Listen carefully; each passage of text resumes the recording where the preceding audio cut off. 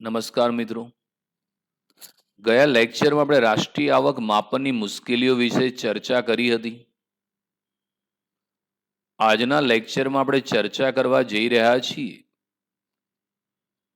કે નાણાકીય આવક અને વાસ્તવિક આવક કેવી રીતે પ્રાપ્ત થઈ શકે છે.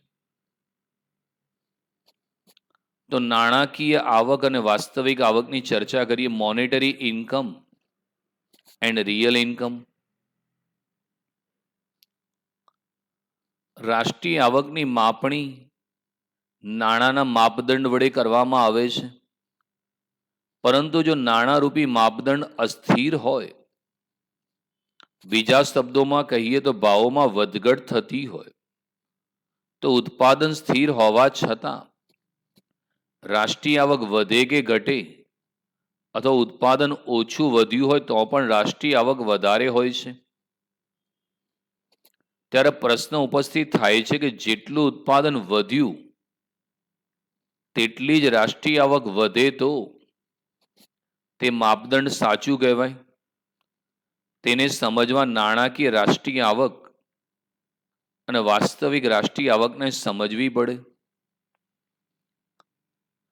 તો કોઈ એક વર્ષના સમયગાળા દરમિયાન દેશમાં ખેતી ક્ષેત્ર, ઉદ્યોગ ક્ષેત્ર અને સેવા ક્ષેત્ર દ્વારા જે અંતિમ સ્વરૂપની ચીજવસ્તુઓ અને સેવાઓ ઉત્પન્ન થાય છે, એના બજાર મૂલ્યને રાષ્ટ્રીય આવક કહે છે. રાષ્ટ્રીય આવકમાં મિત્રો દેશમાં જે ઉત્પાદન થાય છે, ખેતી ક્ષેત્ર, ઉદ્યોગ ક્ષેત્ર અને સેવા ક્ષેત્ર, એને નાણાંના મૂલ્યમાં ગણવામાં આવે છે, નાણાંના માપદંડ વડે ગણવામાં આવે છે. એટલે જે નાણાંનું માપદંડ છે મિત્રો, એ સ્થિર હોય તો તમને સાચી રાષ્ટ્રીય આવક મળી શકે. પણ નાણાંનું માપદંડ જ જો મિત્રો અસ્થિર હોય અને ભાવોમાં જો વધઘટ થતી હોય તો પછી ઉત્પાદન સ્થિર હોવા છતાં રાષ્ટ્રીય આવક વધે અથવા ઘટી પણ જાય છે. એટલા માટે નાણાંનું માપદંડ એ મિત્રો સ્થિર હોવું જરૂરી છે. તો એના માટે બે ખ્યાલો છે, એક નાણાકીય રાષ્ટ્રીય આવક અને વાસ્તવિક રાષ્ટ્રીય આવક, જેને સમજીશું મિત્રો.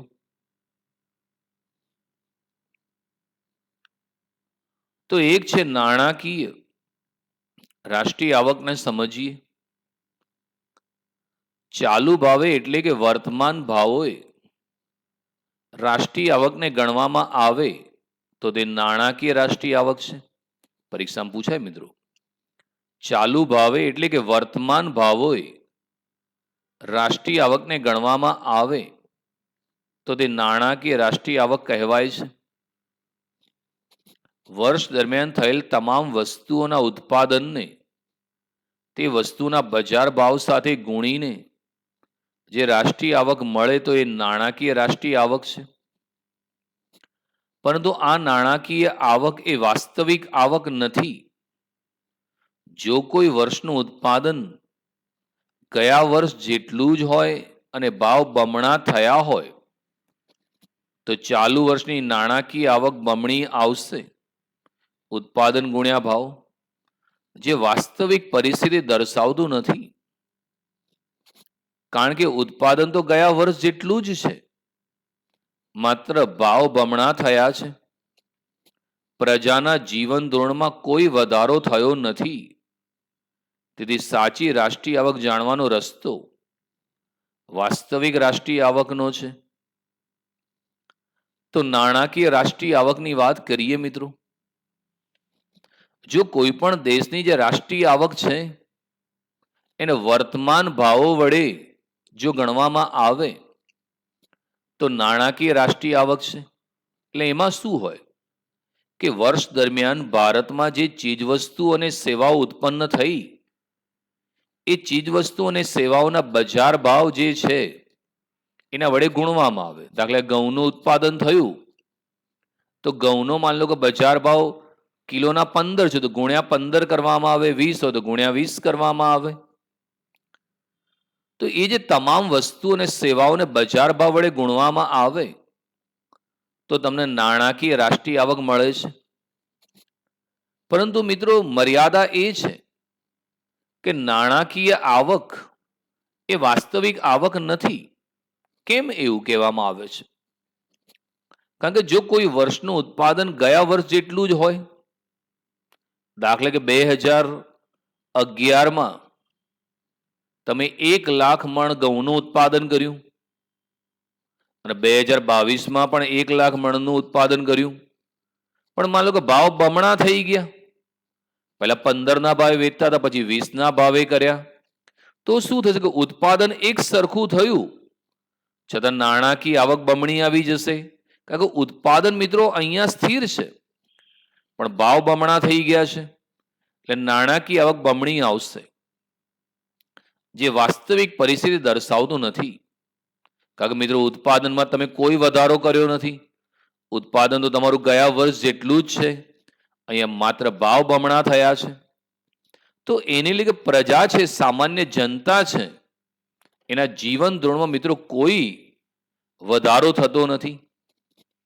એટલા માટે સાચી આવક એ નાણાકીય રાષ્ટ્રીય આવકના ગણવામાં નથી આવતી, પણ વાસ્તવિક રાષ્ટ્રીય આવકના ગણવામાં આવે છે. તો હવે સમજીએ વાસ્તવિક રાષ્ટ્રીય આવક.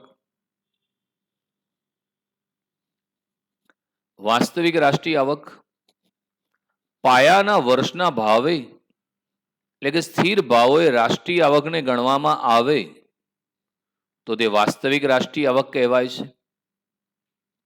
વર્ષ દરમિયાન થયેલ તમામ વસ્તુઓના ઉત્પાદનને તે વસ્તુના સ્થિર ભાવ સાથે ગુણીને જે રાષ્ટ્રીય આવક મેળવવામાં આવે છે તે વાસ્તવિક રાષ્ટ્રીય આવક છે. વાસ્તવિક રાષ્ટ્રીય આવક એ દેશની સાચી આર્થિક સ્થિતિ દર્શાવે છે. વાસ્તવમાં ઉત્પાદન અને બજાર કિંમત બંને વધે છે. તેથી રાષ્ટ્રીય આવકનો અમુક વધારો ઉત્પાદનના વધારાના કારણે તો અમુક વધારો કિંમત વધવાને કારણે થાય છે. પણ આપણને રાષ્ટ્રીય આવકના તે વધારામાં રસ છે. જો ઉત્પાદન વધારાના કારણે વધી છે, કારણ કે ઉત્પાદન વધારાના કારણે રાષ્ટ્રીય આવક વધે તો લોકોનો વપરાશ અને જીવન ધોરણ ઊંચું આવે છે. એટલે મિત્રો કોઈ પણ દેશ છે એમાં જે ઉત્પાદન થાય એને પાયાનું જે વર્ષ છે, પાયાનું વર્ષ એટલે એક એવું વર્ષ ગણવામાં આવે જેમાં કોઈ કુદરતી આફતો આવેલી ના હોય, કોઈ માનવ સર્જિત આપત્તિ ના આવેલી હોય, એક સામાન્ય વર્ષ હોય. એટલે દેશમાં દુષ્કાળ કે પૂરની પરિસ્થિતિ ના હોય, ધરતીકંપ વાવાઝોડું જેવી કોઈ સ્થિતિ ના હોય, કોઈ યુદ્ધ જેવી હાલાત ના હોય. તો એ સામાન્ય વર્ષ જે હોય, પાયાનું વર્ષ, એ પાયાના વર્ષના ભાવને ધ્યાનમાં લેવા, એટલે સ્થિર ભાવને ધ્યાનમાં લેવામાં આવે અને એના આધારે રાષ્ટ્રીય આવક ગણવામાં આવે તો એને વાસ્તવિક રાષ્ટ્રીય આવક કહે છે. એટલે અહીંયા શું હોય કે વર્ષ દરમિયાન તમે જે તમામ વસ્તુઓ કે સેવાઓનું ઉત્પાદન કર્યું એને સ્થિર ભાવ સાથે ગુણવામાં આવે. નાણાકીયની અંદર કેવું હતું, તમે ચાલુ વર્ષના ભાવ જોડે ગુણતા હતા. એટલે ઘણી વખત ઉત્પાદન એક સરખું હોય પણ ભાવ બમણા થાય તો નાણાકીય આવક બમણી થઈ જાય. પરંતુ અહીંયા કેવું છે કે તમામ જે ચીજ વસ્તુઓ છે એને સ્થિર ભાવ સાથે ગુણી નાખવામાં આવે અને ત્યારબાદ જે રાષ્ટ્રીય આવક તમને મળે છે એ તમારી વાસ્તવિક રાષ્ટ્રીય આવક છે. અને મિત્રો વાસ્તવિક રાષ્ટ્રીય આવક એ દેશની સાચી આર્થિક સ્થિતિ બતાવે છે. અહીં તમને દેશનો સાચી પરિસ્થિતિ તમે જાણી શકો છો. કારણ કે વાસ્તવમાં કેવું હોય, ઉત્પાદન પણ વધતું હોય અને બજાર ભાવ પણ વધતા હોય. તેથી રાષ્ટ્રીય આવકનો અમુક વધારો ઉત્પાદનના વધારાના કારણે થતો હોય તો અમુક કિંમત વધવાના કારણે થતું હોય. મિત્રો દરેક દેશ છે પ્રગતિ કરવા માંગે છે, એટલે દર વર્ષે શું થતું હોય કે ચીજ વસ્તુનું ઉત્પાદન પણ વધતું હોય અને સાથે સાથે બજાર ભાવ પણ વધતા હોય. એટલે દેશની જે રાષ્ટ્રીય આવક વધે એમાં બે કારણો હોય. એક ઉત્પાદન વધવાના કારણે હોય તો બીજું કિંમત વધવાના કારણે પણ થાય છે.